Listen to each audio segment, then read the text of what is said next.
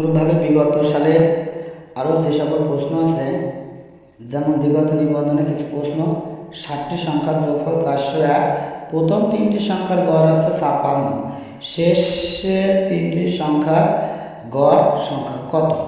তাহলে আমরা দেখি 60টি সংখ্যার যোগফল কত? 401। প্রথম তিনটি সংখ্যার গড় হচ্ছে 56। তাহলে এই জায়গায় লিখবো প্রথম 3টি সংখ্যার মোট সংখ্যা। প্রথম 3টি সংখ্যার মোট সংখ্যা, প্রথম যে 3টে সংখ্যা তার মোট সংখ্যা। তাহলে প্রথম 3টি সংখ্যা আছে কত?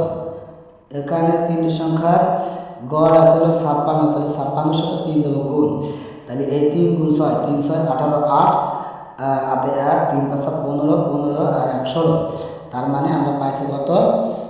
প্রথম 3টি সংখ্যার মোট সংখ্যা পাইছে 168। আবার বলেছে শেষের 3টি সংখ্যার গড়, তাই লিখবো শেষের 3টি সংখ্যা। শেষের 3টি সংখ্যার মোট সংখ্যা।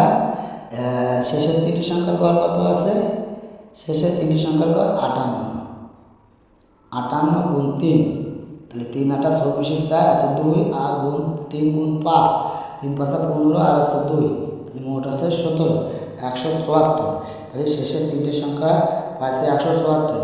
তার মানে এখানে চতুর্থ সংখ্যা বের করতে বলেছে চতুর্থ সংখ্যাটি কত? তাই লিখবো চতুর্থ সংখ্যাটি আসতেছে কত? মোট সংখ্যা ছিল 401 মাইনাস ব্র্যাকেট না দিলে চলে।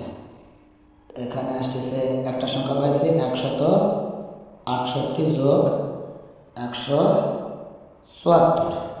তাহলে এই হলো 401, এই মাইনাস 4 আর 8 কত? 12, 2 হাতে 1, 7 আর 6 13, 13 আর 1 14, 4 হাতে 1, 1 আর 1 2 আর 1 3, তার মানে 342। তাহলে আমরা চতুর্থ সংখ্যা বের করে ফেলতেছি।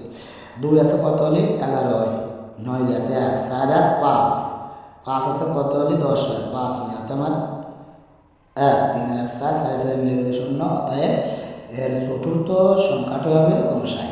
এটাই অ্যান্সার। ধন্যবাদ ভিডিওটি দেখার জন্য।